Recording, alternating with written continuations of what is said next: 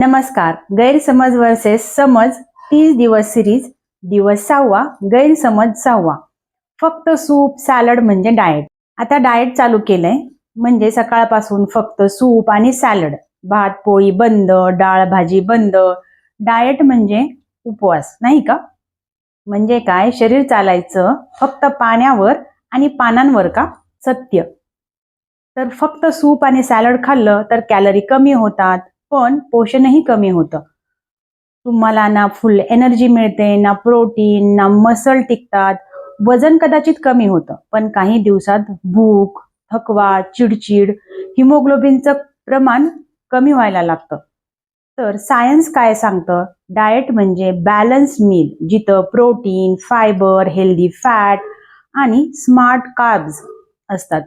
फक्त soup salad म्हणजे crash diet आणि याने शरीराचं फक्त नुकसानच जास्ती होतं.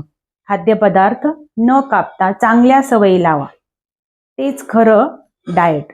उद्या भेटू नवीन गैरसमज दूर करण्यासाठी. तोपर्यंत स्वस्त आणि मस्त जगा डॉक्टर स्वाती सोबत.